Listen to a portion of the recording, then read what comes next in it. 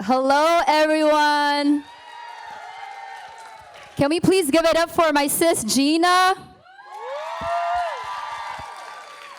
So, welcome to the Pinayista talk show of the afternoon as we start this conversation with three amazing Filipinas. I just want to first say, first and foremost, again, thank you so much to Gina. It's actually been a long time coming that we've been trying to collaborate, and it's my first time actually at the Pinayista Summit. For the very first time, my schedule has aligned with the summit, so I'm very, very fortunate to be here to celebrate with you all this weekend, and also to be on a panel with three outstanding Filipino-American creators and creatives, and to be part of a panel that specifically talks about Filipinas using their voice for change, which some of you might know is exactly what I like to do with my work and is aligned with my mission and my goals in my life. So I'm just very humble and so proud to be here today. So thank you so much for joining us this afternoon. So to start things off for our three panelists, each of you were asked to bring one object to represent what it means for you to be a creator or a creative. So I guess if we can just go down the line and share one by one what you brought to share with us today and the significance that it holds. So I'll start. Hi, everyone. I'm Krystle Fabella. I'm very honored to be on this stage with all you all and Ruby Ibarra moderating. I can't believe this is. Thank you for having us. I'm the founder of Filipina on the Rise, which is a podcast and platform that spotlights Filipino women to empower our community through our stories and promotes Filipina excellence around the world. So that's the mission. And the thing that I brought is kind of funny because it looks like this, but it's a mic also. But the story behind this theme is that in early 2019, I was going through a hard time. I was searching on podcasts to find stories I could resonate with, specifically Filipino backed. And when I could find very little, it hit a nerve of pain that I felt my whole life, which was underrepresented. Why is no one telling our stories? Why are we so invisible? And so that night is when I conceptualized, I'm going to find the stories. I'll do whatever it takes, even if I'm the only one to listen to them. And now we're over like 30,000 subscribers on podcast. But that night I ordered this on Amazon, and it kind of was what started then. So there you go. Thank you. And we had Ruby on there, and we're going to have these ladies on there, hopefully. Okay, thank you, everyone. Hey everybody, my name is Bergado. I'm a director and a filmmaker. Hello world. I work in the beauty and fashion space. I work in the documentary space. So the item that I brought today is something that is actually always with me. So this is citrine. So who's witchy here? Yes. All right, yes. All the brujas, put your hands up. My wife is a bruja. She gave me this. So when I carry this with me, I have my wife with me, I have my family with me. It's symbolic of like creative energy. And one thing I will say is like when I wear this and I go into spaces, it is always brown women who ask me about it, who recognize it as something that they know is a touchstone, that they know is like a symbol of creativity. And so I also received this just as I was. I had one of those Devil Wears Prada jobs, like a million girls would kill for your job. I was head of production at Urban Decay, and I left it to become a freelance director and to go out on my own. And this is really part of that turning point. And so it's on my body now. It's the talisman, and this is what I carry with me now. So. Hi everyone, my name is Saira. I'm an influencer and an artist. For my item, I actually struggled with finding what represents me and my artistry because I can't really pinpoint what really inspired me to get into this space. But right before coming here, I realized that I had a necklace that said "One Love" on it. I ordered this necklace. It's very much my aesthetic, and it just reminds me that, especially this year and last year has just been very tumultuous and very interesting for a lot of BIPOC people.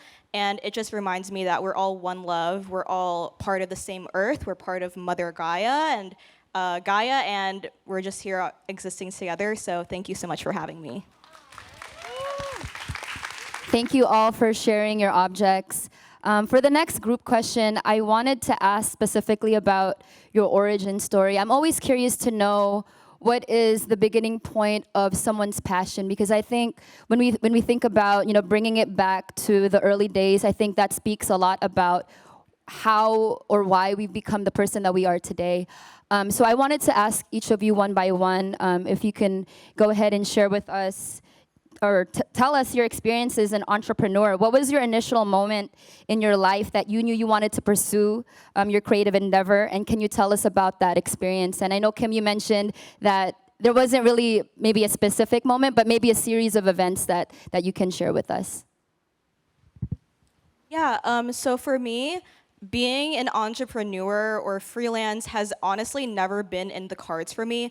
Fun fact, my parents have no idea that I'm here. They have no idea that I'm doing this. So I immigrated here, and they were very model minority myth, work a 9-to-5 job. I went to college for IT to be computer science, and then I worked at Sony 2019 after I graduated, got laid off due to COVID. And during the job, actually, I realized that not only was I getting underpaid, there was not really many people who looked like me in the executive spaces. And it was just finding a balance between showing up authentically as I can and also surrendering to corporate America. So when I got laid off in December of 2020, that was during the height of all the Black Lives Matter protests that were happening, and then basically like a lot of the Asian hate was also happening around the same time. So I started creating infographics and just showing up authentically as I can on Instagram, and and then it's come to this point, and I'm very, very thankful to be here. And yeah, my parents still don't know what I'm doing. They think I'm actually a UX designer working in IT right now. So this is very interesting.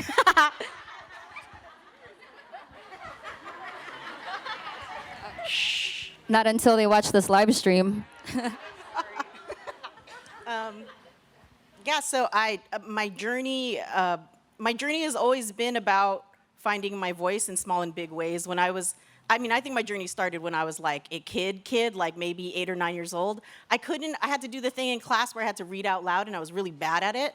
And I felt like I was having like a child-sized panic attack because like feeling people observe me and not being able to read out loud. So I started reading comic books, and it removed all of my fear of like talking out loud because it made it fun. It was like a story. So I got over that fear, and then everything in my life has been a domino effect of finding the next voice. So I like comics, so I'll get an animation, I'll go to animation school, I'll go to film school, and it was just this domino effect of like the voice getting bigger and bigger and bigger.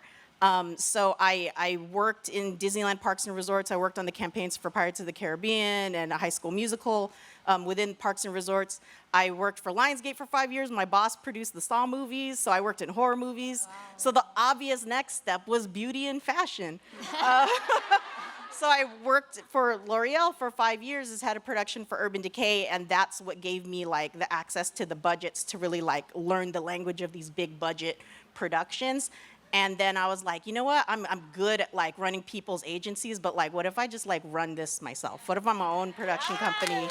And so for the last almost 2 years, I've been finding, and I'm not afraid to like tout it, like great success in being a freelance director and having brands come to me for exactly what I'm good at. And that voice building, that volume, building the volume of my voice is still happening, and I don't think that'll ever end for me. Yeah.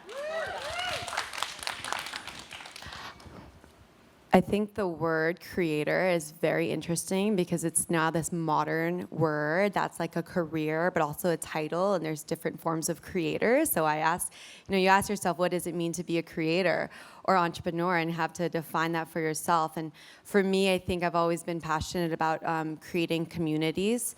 And entrepreneur actually for me means, it's never been building a business or it's envisioning something that isn't there and building it. And I think in terms of origin, so I immigrated here when I was 7 from the Philippines. And I don't know about y'all, but I think I knew at a very young age that I just would not fit into the career paths that our parents wanted for us. And God bless them, you know, they didn't know different industries and whatnot, but from a young age, I was always struggling because I was always creating things at school. I was creating clubs. I was creating this product for my classmates and whatever, and getting slapped on the wrist for that. And you get slapped on the wrist so many times that you just question, am I gonna make any sense in this life? Where do I belong, you know? And you go through college, same story, pre-med, all that good stuff, switched my major 5 times. And so the origin of this, I think the theme of, for me, has been trying to make sense to people, and then later finding that you don't have to make sense to anybody. You just keep following, you know, what do you want to build? What is the community you want to heal? And so I went to tech, to San Francisco. I lived here because I wanted to be surrounded by innovators and entrepreneurs, and I got into the tech space somehow. But what actually birthed this was, it was a side passion, a project. So I always think like, you know, it's answering the calling of meeting pain with purpose. And something crazy happened, but that was during the pandemic also. I got laid off from my job, and it was some like corporate that I worked in so hard for, and I realized, you know, I didn't want to go back to the corporate field. There was nothing there that I wanted, but maybe I could give this a shot. And it actually aligned because during the pandemic quarantine, so many people started doing an inwards journey of asking themselves, like, what is my identity? What does it mean to be Filipina? Where's my heritage? What's my history? And somehow that aligned with Filipina on the Rise being, you know, a podcast that kind of met what people needed to listen to, and it grew from there. So I do believe that you don't really know where your creativity and your passions will unfold, but you have to plant the seeds. And I think for me, being an entrepreneur was like answering that calling and building something that you can't see yet, but you know it's going to mean something for people in the future. Oh, thank you so much, the 3 of you, for sharing your experiences, insightful answers. Thank you for sharing those stories. I think that what it's shown for me is that, you know, this journey is never linear. I know I can speak for myself in my journey so far in my career that there's so many roadblocks that will always present itself. There's so many challenges. It's always going to be an uphill battle, detours, you know, everything that can come across your way. But I think as long as you know, continue in your passion and remember why you're doing this in the first place, that's really what's going to help you continue up that hill. Which leads me also to my next question. Again, as creatives and creators in your own respective lanes, you know, I think the creative and professional journey isn't always just going to be about our wins and our accolades, but more so about our learning moments and our challenges, which leads me to my question. I want to ask each of you, what has been some of the challenges you've experienced in your career, and how did you overcome them? I guess let's start with Kim first. Hello. For me, I think, so all of what I do is on Instagram specifically, and I think for me is being in the Asian American community in the space on Instagram, and sometimes feeling like I'm not Asian enough to show up in the space. I've met so many Asian American creatives, influencers, social justice activists, and sometimes I feel like I have to prove that I am Asian. And sometimes, especially during AAPI month, that was in May, I just felt like I had to show up extra and just prove to everyone. There's nothing to prove, right? But it's just showing up as authentically as I can, especially in a place where, especially like growing up, I've received a lot of colorism all my life, being too brown and just not, you know, are you Asian? Your last name, it's Spanish sounding. I'm very confused. And then being now on Instagram, doing the work that I do about my identity, sometimes it feels like even in the Asian American space, struggling to be seen as an Asian person. Honestly, if any of that made sense, but yeah. Perfect. I would call the biggest obstacle for me getting charged double at the door. And what I mean by that is when you go into the production industry, you most definitely, you want to be a director, you want to be a producer, you have to pay your dues, but this one gets to pay double at the door. When I walk in the door, I'm non-binary. I look 10 years younger than I am. So imagine I'm a 25-year-old director producer. I walk onto set.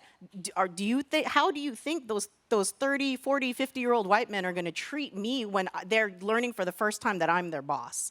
So now I have to be the best man on set. I have to be the most technically skilled. They're going to grill me on every piece of equipment, every voltage, every watt of every light, every f-stop of every lens. They're going to make sure they wouldn't do this to a male director. They wouldn't do this to a white male director, but they're going to do it to me because they want to demonstrate that they don't trust me. Something goes wrong with personalities on set. All of a sudden, I also have to be the best woman on set. I have to be the psychologist, the mediator. I have to have the emotional intelligence. So that's the biggest obstacle for me. I get charged double at the door until you filter out those people that you have to do all that work with, and you build your team and your families, that you don't have to explain yourself when you walk in the door, and the respect is just there. So yeah, that is the biggest obstacle for me, is just having these dual expectations because I'm female, because I'm also non-binary, because of all of these things, because I look young, because I'm brown, because I'm 5'3". All of these things affect the way that I'm treated on the set that I'm supposed to be the boss on. Yeah. That was good. In terms of career, I think I'm just reflecting on, so I worked mostly like in tech startups, and I actually am doing a lot of reconciling. Like right now I have my own separate like tech recruiting agency, but back when I worked in-house, a lot of like free labor, I think that comes with when you enter a space and you're always doing work around inclusion and having those conversations and pushing for diversity inclusion initiatives before that got big. And I did about 2 to 3 years, I think, of work just writing proposals and having these meetings with people that didn't care about this stuff. And you feel it is your duty to make change in the workspace, but also creating boundaries. Like it should not be always taxing on your mental health and emotions to carry the weight of like racism and underrepresentation in the workplace, and just a lot of free labor. If you can audit what you're doing for your workspace and people, I think that's really necessary, and take care of yourself and your people at work. You don't owe the upper people more of your time. Those are all very important points. Thank you, the three of you. Next, we're going to get into the individual specific questions. This first one's for Krystle. Speaking to the theme of today's panel, I wanted to ask if you can share with us what your journey has been like in finding your authentic voice. All right. Well, the journey started because I didn't know what my voice was and hear my voice represented, right? In mainstream, on TV, in movies, and stories, and history books, in the classrooms, nothing. And so it was finding those voices that I can relate to. So when I started the podcast in 2019, I knew that I wanted to pull in powerhouse Pinays and celebrate their stories. But I actually shared this with our group on our first talk. But the podcast is really, the mission is me holding the mic to other people. And so for the longest time, for I think a year and a half, I was so set in that role. Like, I advocate for people's stories. That's who I am. And then somewhere down the line, I started feeling silent again. Like, I didn't understand. I think there gets a point of time when you're supporting other people a lot and you're representing them, and it's for a good cause, and then you start to question, like, does someone care about my story? What is my voice? What is my standpoint? I'm so good at creating this platform for other people, and there was some, like, hard secrets that of his, personal traumas and stories that I was going through that I was harboring on behalf of being strong for others. And what happens when you do that for too long? I heard this theme, and it was that your silence is suffocating you.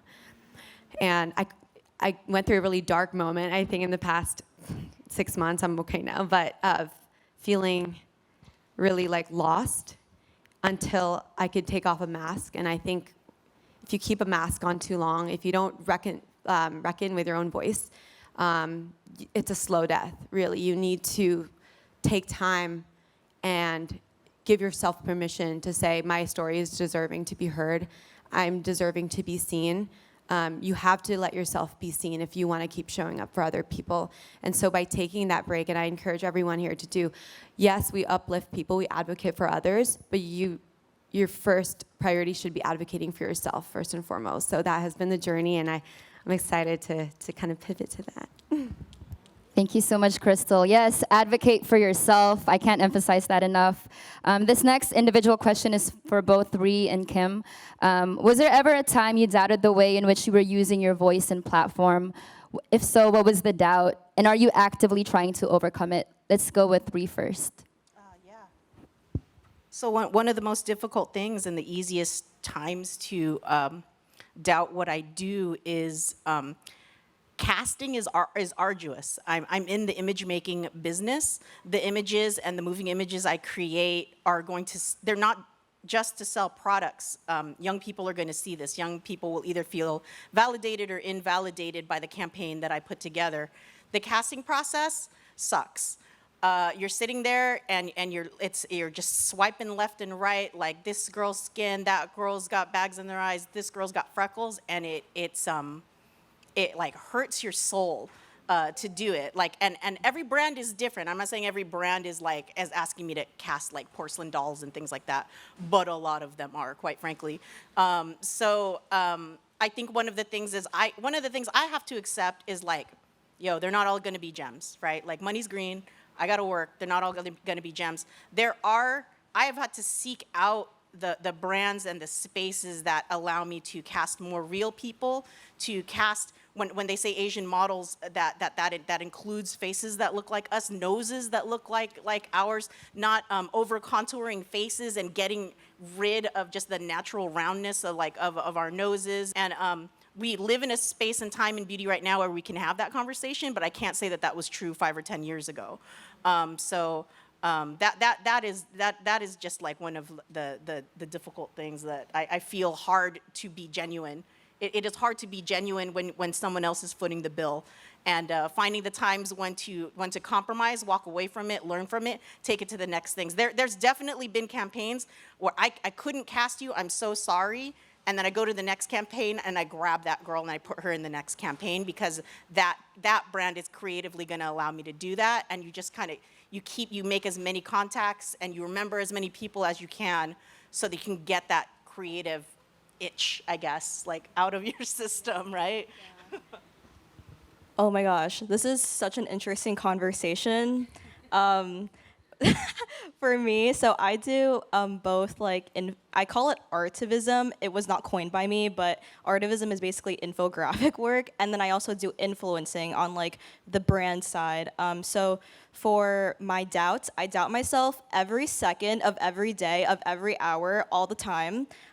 It's very not healthy for me, but it's really for the infographic side, it's just really knowing your information and preventing misinformation to be spread. I try to be as politically correct as possible. It's very hard, especially because text, you can't convey tone through text. And sometimes with Instagram, people are very quick to, quote, cancel culture someone. I'm saying cancel culture is like, you know, we all have our opinions about it, but sometimes with just being very accurate with the language and just like the information I'm putting out there, I doubt myself if I'm even equipped to like be doing that, because I went to college for something, it wasn't journalism, it was literally something completely different. So whether I'm like equipped to be putting this information out there, that's my one doubt with infographics. On the brand side, I doubt my appearance all the time and my identity all the time. Especially, it's interesting because you're on like the back end of it, casting, and I'm on the front end of it. And sometimes it's very difficult to, like, I'll give you an example. AAPI month, a lot of Asian people were casted, but I didn't feel like a lot of South and Southeast Asian people were casted for brands and for campaigns. I didn't get selected for a lot of them, and I would see on my news feed is a lot of East Asian people that were on my feed, and I would go into just like periods of depression because I feel like I was showing up for my community with the information I put out, but when it came to actually using my identity, my physical appearance, and myself for campaigns, I feel like I wasn't seen enough, and I still feel this way. So yeah, it's just like those doubts that I always have. Thank you to the three of you for sharing those. Very, of course, very relatable to me as well. This next question is specifically for Krystle. Your media company and podcast, Filipina on the Rise, is grounded, again, in amplifying Filipino voices and content. I was curious to know what led to this passion, and why is the Filipino voice important to you?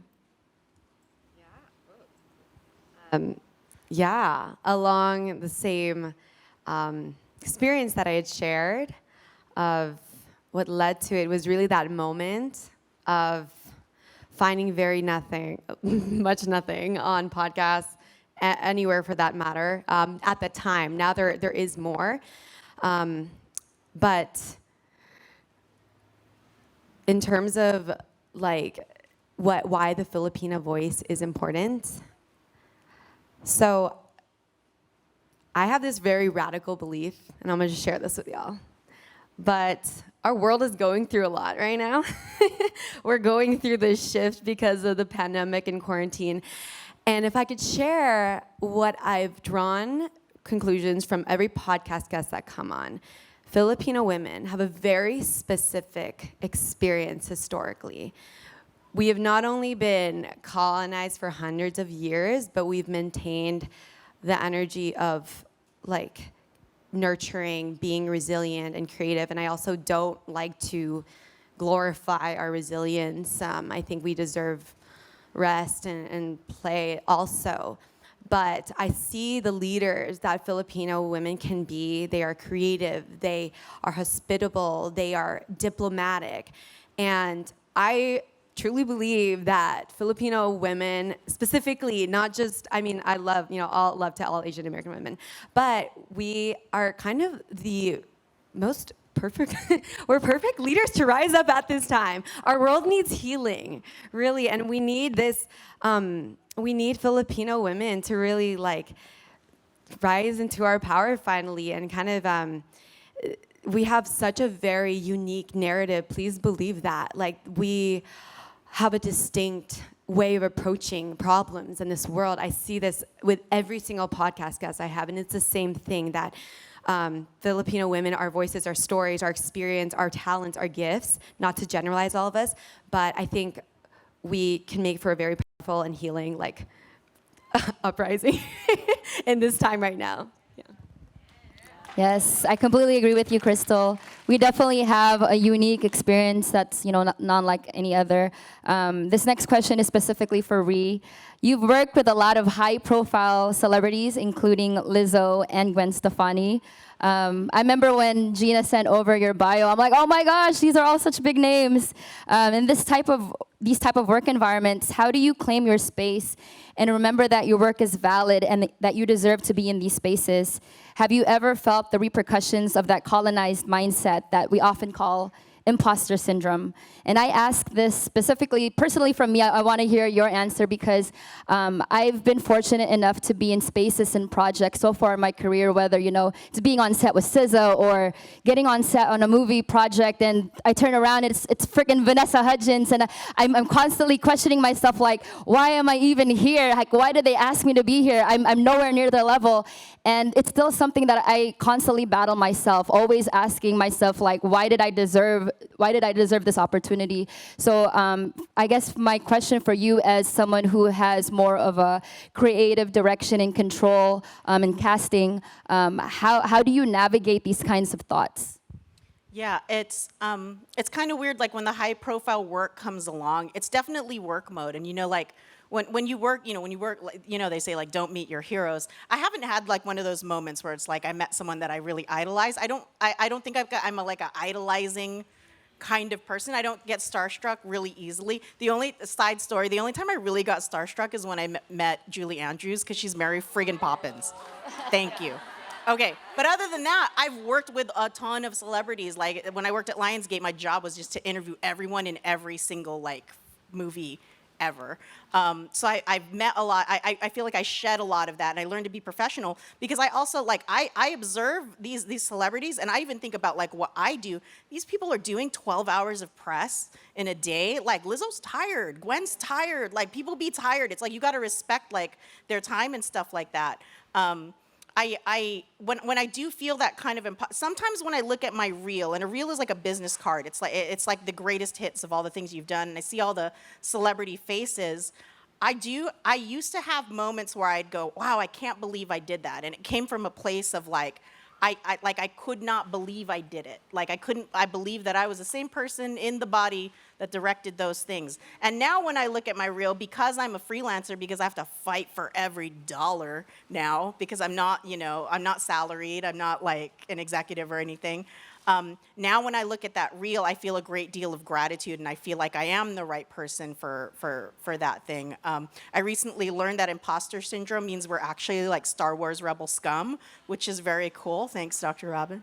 But yeah, I think the imposter syndrome that we sometimes feel when we do something that is super high profile is, this whole conference, I've heard it in theme a lot, like quieting, how do you tune the frequency, right? To like get rid of the noise and everything like that. I can't tell you like the magic like tool to do that, but I can tell you that it is 100% possible, and that the answer is never like saying I don't deserve this. And I wish, I don't know if there's like a turning point, because I still have my times where I freak out. Like I directed the Troye Sivan piece for the MTV VMAs, and I was freaking out, and I was a hot mess, and my wife was giving me the little slap in the face, you got this, like when I was at home. And I will say that a lot of it is your foundation, is what you surround yourself with. If you surround yourself with people who are gonna agree that you're shitty, then guess what? You're gonna be shitty. And if you surround yourself with people who like see your true self, then you are gonna be your true self, and that thing is gonna be awesome. So a lot of times it's like look around you. And it is unfortunate. I know a lot of creative women that don't have good people around them. So take a minute, like assess the situation like around you. Like if you're really feeling that, just do a quick check. Assess the situation. Look at the platform you're standing on. What is it built out of? And I would say start there. Absolutely. I completely agree with that gem that you just dropped. Definitely make sure that the team and the community that you build around and you surround yourself with is, a strong foundation, because they're also going to be reflective of you. This next question is for Kim.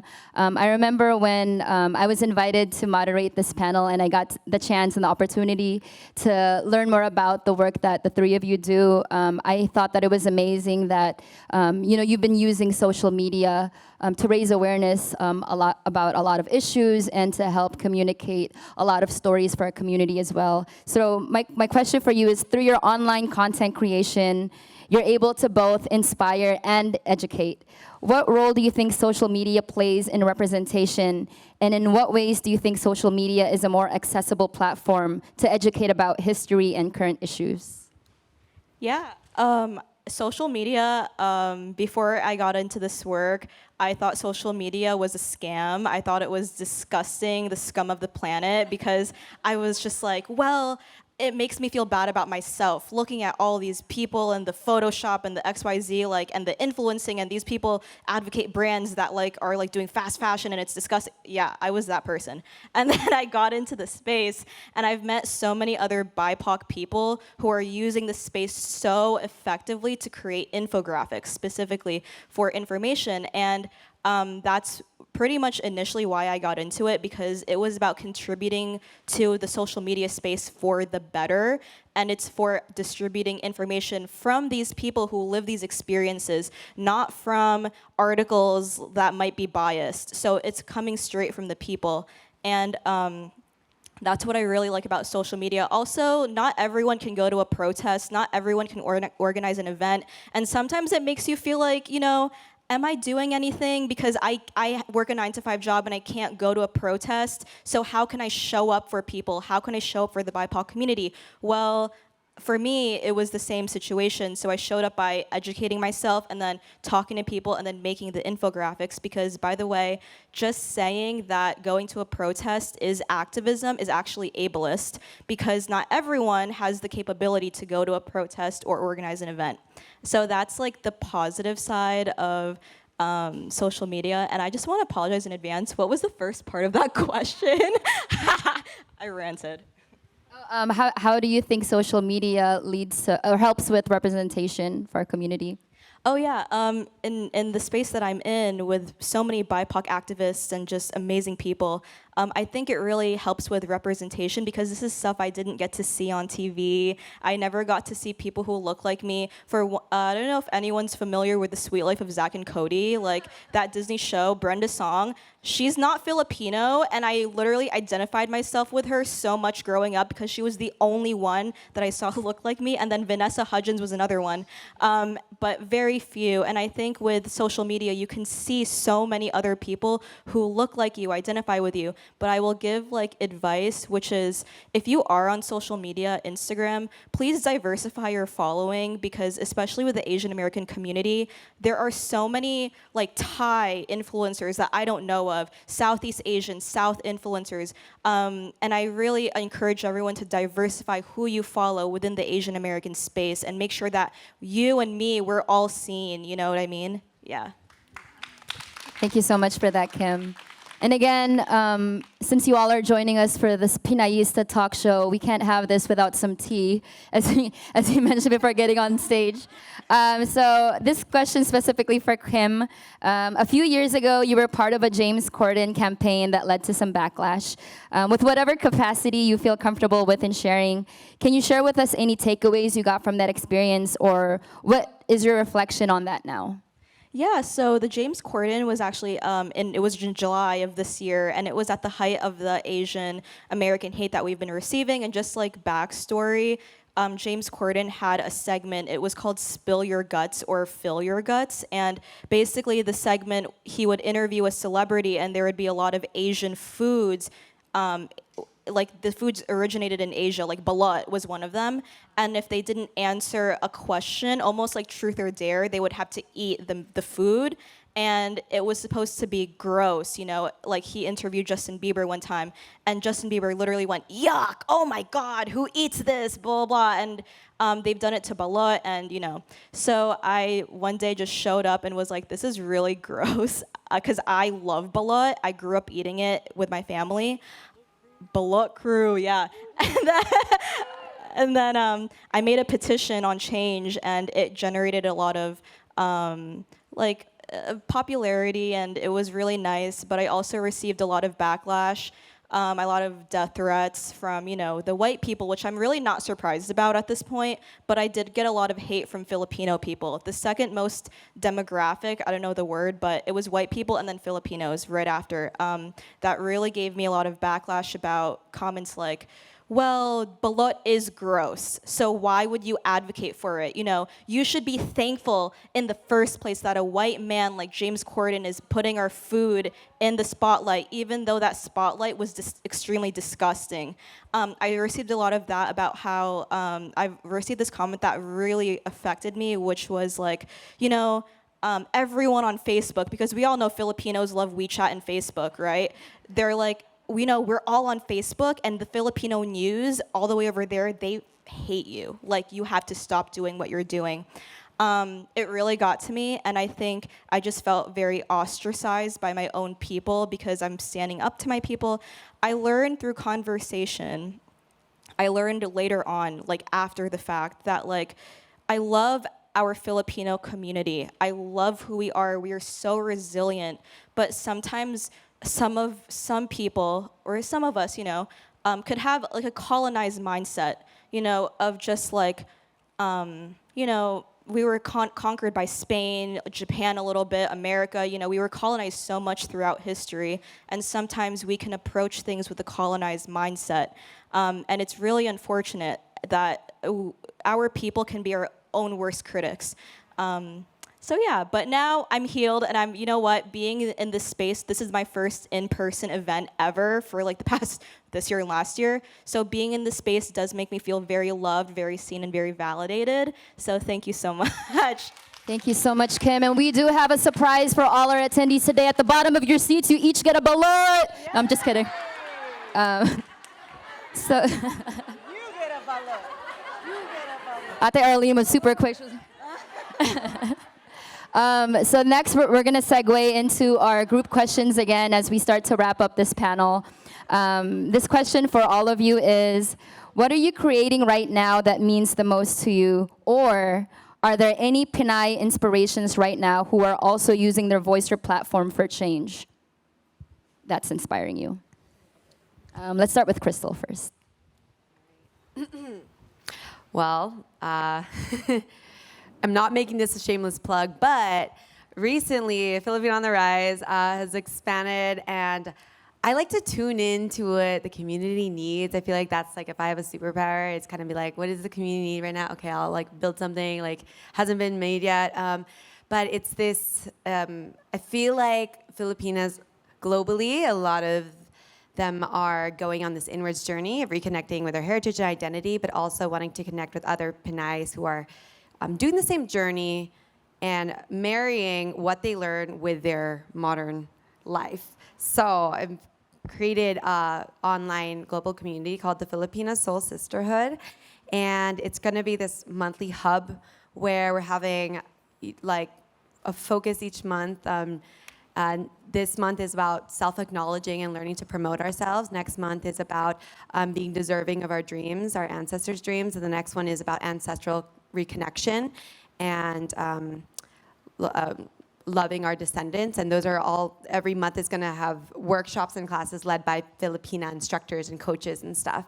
And it's mostly gonna provide a space for Filipinas to have vulnerable conversations. I've seen magic happen in these group conversations where you can let down your walls, share common experiences growing up. I've seen it in the book club meetings I've held. I've seen it in the mental health discussions during the API hate months. That magic happens when you bring Filipino women together to have vulnerable, soul-filling discussions. So that is what I'm creating. I hope, look into it if you want to. It's called the Filipina Soul Sisterhood. So yeah, thank you for the plug. So I was writing a lot, and probably like a lot of people, especially over quarantine. So I wrote a pilot. I wrote a pilot for a show that I would like to see. I heard, very, very sad story, everyone. I was talking to my nephew. He's 18 right now. They don't have house parties anymore, you guys. Kids don't party, okay? All right, back in my day. It's okay, we'll party after here. We'll do our own house party. We had our ates go to the store. They bought us a crate of Strawberry Hill. We would Xerox copy flyers in school.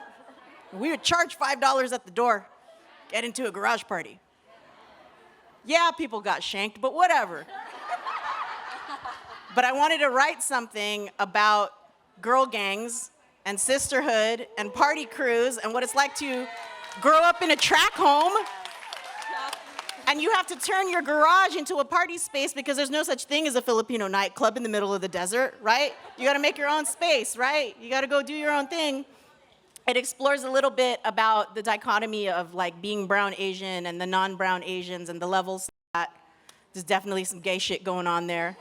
Y'all know me. Y'all know me. So that's kind of the era that the terrible things we did to our Hondas. It's all those things. It's about all of those things.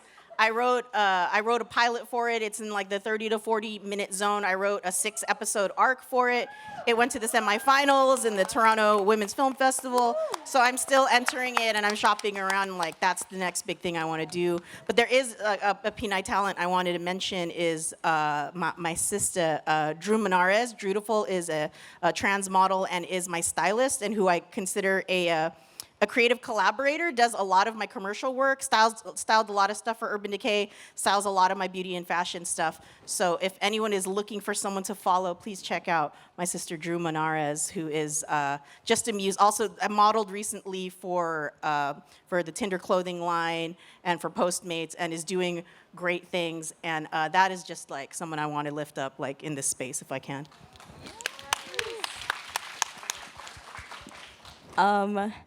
Unlike these two amazing people over here, I am very much still figuring it out. I'm gonna just say this, I have literally no idea what the fuck I'm doing. I tell people that all the time. Yeah, like, joyous exploration. Oh my gosh.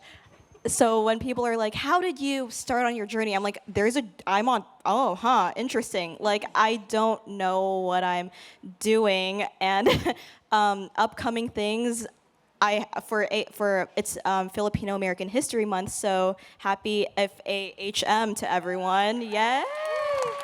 I'm actually still trying to learn my history. I'm gonna be honest with you, I really don't know a lot about Filipino American history. A lot of it I learned like a month ago.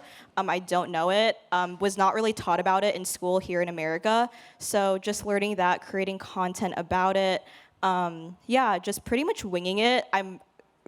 Sometimes the content that I make, I come up with the day before. So it's very much winging it. As far as Filipino inspiration, I'm going to say this person, and maybe it might be very cliche, but Bretman Rock is literally, like, I love Bretman Rock, and during his Vine days, like, I followed him throughout his journey.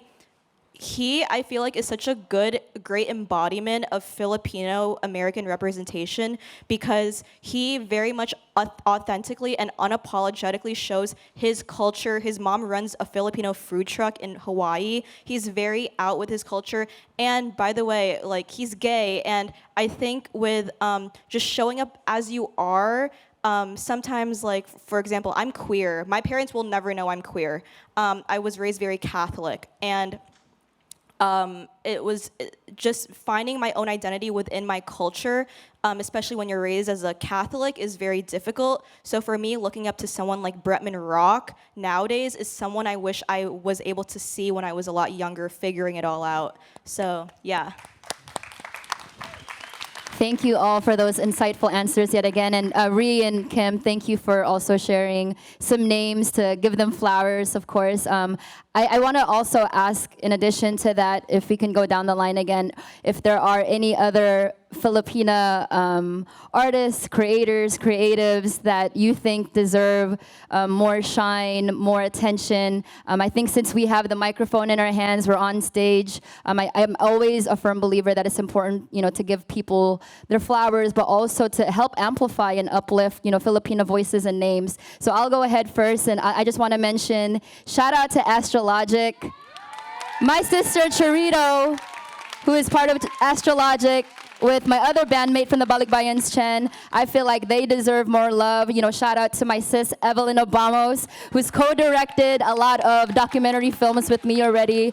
Of course, Gina, there's just so many. This whole room is full of Pinays that I want to list, in a name by name. So I wanted to go down the line, Krystle, Ree, and Kim. If there are other Filipinas that you'd all like to, speak into the microphone, their name, and to give power to, and to make sure that we all follow and pay more attention to.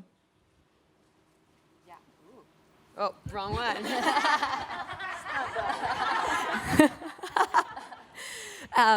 I feel like I want to give love to educators, like Filipina educators, teachers in this space, because they have been working their asses off, and there's so much just... Are there any in here? Like, can you just raise your hand, please? Ate Allison, Ate Arlene, Ate Robin. For the teachers, the educators. Yes.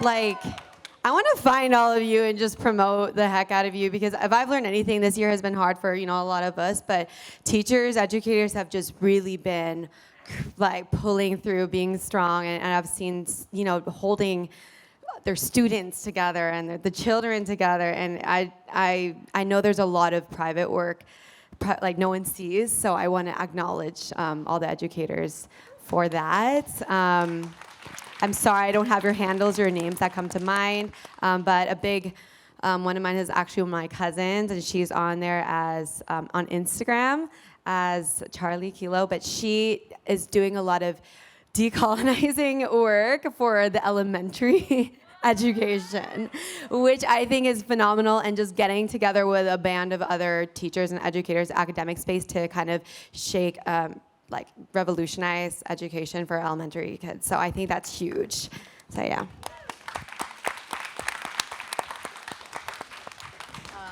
Yeah, I'm gonna shout out in the room as well, cause our Arlene, those Magwal is right here, and we went to junior high together. So there's just chapters of my life. Y'all want to hear about some garage parties?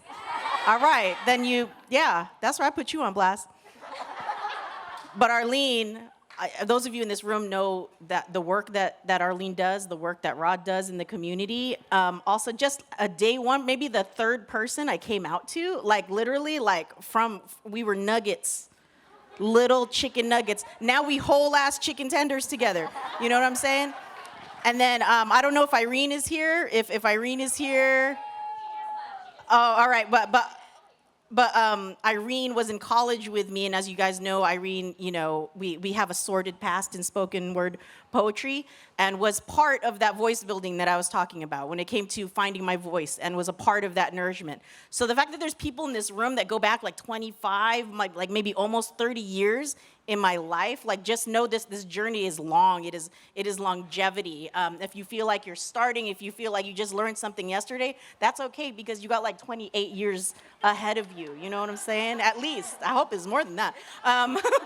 But yeah, so I want to shout out the room, because like these people, I met a lot of young people here from out of state, from places where they don't visually see or have a lot of Filipina identities around them to vibe with, and I'm thankful for this space. So I just want to shout out to the room, and yeah, we're all going to be on this journey for a long time together. So don't be afraid to connect.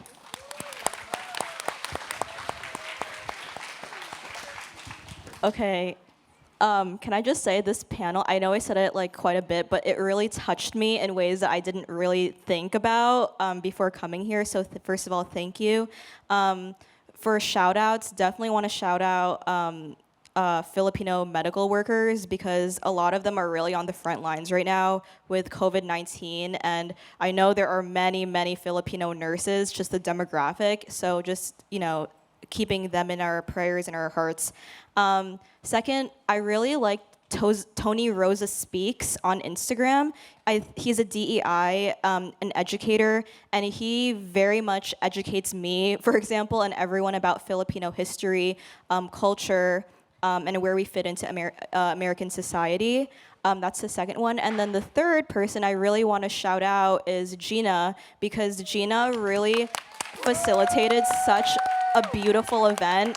And to be honest with you, I don't know any of you before. I've never met any of you before this event. And Gina and the Pinayista team reached out to me during a time where I really felt so alone. And I'm new to LA. I just moved to California, like basically pre-pandemic. So I don't have a community. So for Gina and Pinayista to reach out to me and ask me to be part of this event, that's the first time I was like, I belong here? Wow. And it made me really emotional. So I just want to thank Gina and everyone on the team for allowing me and for allowing us to be here. So thank you. Thank you to the three of you for sharing those amazing names. We're about at that time to wrap up the panel. It's important for me to ask this next question because I think as a creator and a creative, it really is a taxing position to be in. I think both emotionally and mentally. It's a daily labor of love. And so I wanted to ask, whoever feels compelled to answer this question, how do you take care of your mental health?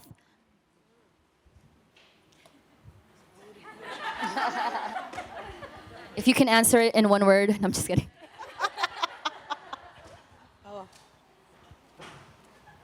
Pass. No, Isn't it funny that we're actually taking so long We're to figure actually this stumped. out? I have nothing to say. I think that's so reflective of our culture.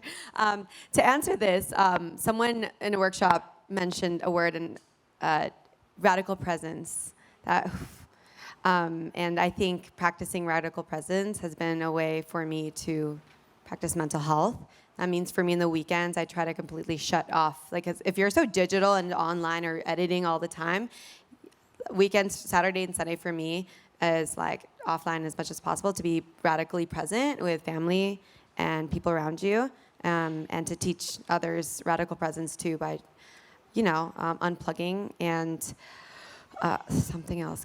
You know what? So, can I just share a big part of mental health? I think it's like celebrating. Like, someone's like, "Oh, I see you traveling. You like to party a lot." I was like, you know what? Because partying is celebrating, and I feel like it's liberation also to learn how to celebrate life. Like, it's okay to just unplug Our joy and is party. radical. You know, Our joy is radical, right? Yes. I think the power of saying no, I cannot. Wow, I recently discovered. Hot news flash. You can say no to shit. You want to do some shit? You be like, nope. And that's it. That's wild. I wish someone would have told me that earlier, but it is empowering to know. It takes a while to get there, but when you say no to something, you are freeing up that space and that mental time for something else to come your way. And I know that sounds like some kind of fantasy magic, but it is absolutely true. If I'm a director, I also make a lot of my income doing post-production and editing and things like that. And sometimes these editing jobs are big and there's notes going back and forth, and it is something that I am able to do and I am able to do well, but in my opinion, it does not optimize my abilities. So saying no to some things, like saying no to some post-production projects, so it frees me for the opportunity to direct something, which A, is gonna pay more anyways, and B, is going to be just optimized to my abilities. I'm not just, there's some work we do that's like doing worksheets, right? Like, we're just doing a worksheet. And the more you can find the opportunities to not do the busy work and do the worksheets and find that boundary where you can say no, is amazing, like if you can unlock that. Yeah. Oh my gosh. Wait, can I just say, love the advice. I'm definitely going to internalize this because I have a problem saying no. And I also have a problem, I'm such an introvert now, so I need to be able to be in community and party and celebrate. Party, yes. For me, honestly, what gives me great, because I have a hard time resting and just turning things off, but my chosen family, my support system, very small, very intimate, but honestly, they get me through everything. Like, oh my God, I'm gonna cry. They're right there. They're in the front. They're my partner and my best friend. And there are times I can't, can I just say, first of all, Gina told me in advance that we were gonna cry, and I literally told her, I was interesting. But honestly, my support system, there are times where I'm working till 4 in the morning, and the next day my best friend will be like, you want to go somewhere to the beach? And I'll be like, if you didn't text me that, I would have been working throughout the entire day. Same with my partner. Being surrounded by a support system, no matter how small, 1 or 2 people, 3 people, it's so important in the space of just work. Doesn't matter if you're creative, doesn't matter if you're freelance. Please surround yourself with people who are the same energetic vibration as you and can get you in all aspects. So yeah. Thank you, Gina. Can you share yours, Ruby? Me? Yes. You trying to flip the tables? This has always been the question that I don't look forward to when I'm the one getting interviewed, because I think I need to practice more self-care myself.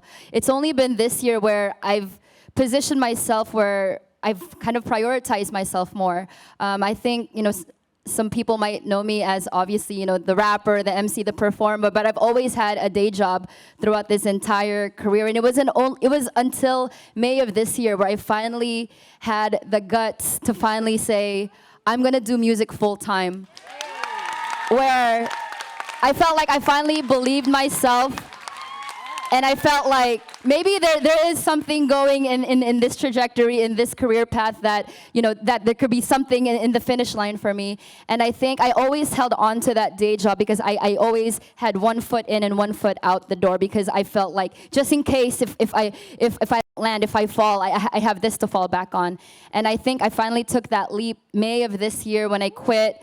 I gave my 2 weeks notice at my job, and I said, I don't plan on ever working a 9-to-5 job ever again. And so that, I think, has been the biggest self-care that I've done for myself in the longest time. But I'm definitely going to be practicing the advice that the three of you have shared. But to wrap things up, I do have one final question. This is a takeaway that Gina mentioned in conversation with us prior to this panel, and that is, what is one piece of advice to help our Pinayista community today to more fully embrace their creativity and authentic voice? Or on the flip side of that, what is advice that you wish that you knew or followed at the start of your career that would have helped you out? I think I got one. I always say, don't hide the good stuff. When I first started working, my first job, there was a dress code. I couldn't color my hair. I couldn't cut my hair. I couldn't show any tattoos or anything. And now thinking about that now, the amount of energy I was putting into a shield, into a mask, like, y'all could have been using that energy to your advantage. You could have been optimizing my battery, but you chose to make me set aside all of this energy in my human battery to create a mask to make y'all more comfortable. So you didn't get the real creative me. So I left that job.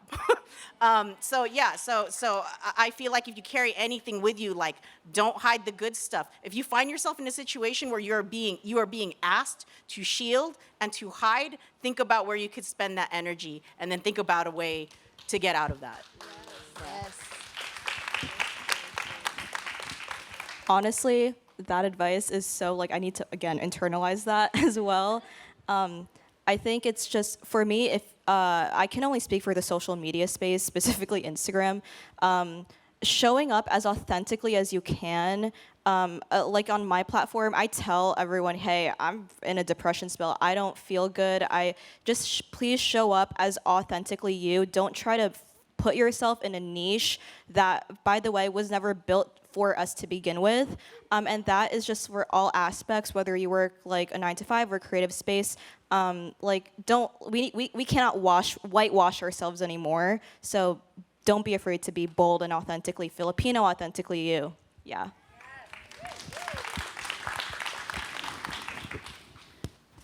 I think if I could hear a piece of advice for myself early on, and I try to promote this to all Filipinas, is that from a young age, you actually know your power. Like, you know it. We all knew it. We intuitively know what we are called to, what we're good at, what flows naturally from a very young age when our intuition wasn't blocked. And then over the years, that actually gets, pressed down on by capitalism, by the westernized way of things, and we get our intuition taken away from us.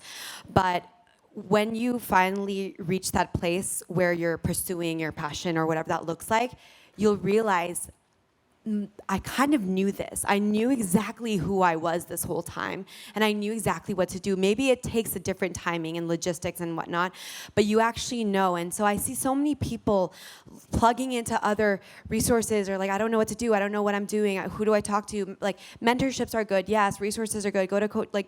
But remember, deep down inside, you actually remember your power. You know exactly the information about yourself you need to know. And so don't let other things block that. Get in tune with yourself. That shit's free. Your intuition is free. You never had, and so if you're looking to, be creative or create something new, you don't have to run very far than your own inner voice. You really don't. So I hope that's like a good takeaway, to just tap back into you and remember your power. Powerful. So that about wraps up our Pinay Creators Using Our Voice for Change panel. Please give it up for Krystle, give it up for Ree, give it up for Kim, give it up for yourselves. Thank you so much, everyone.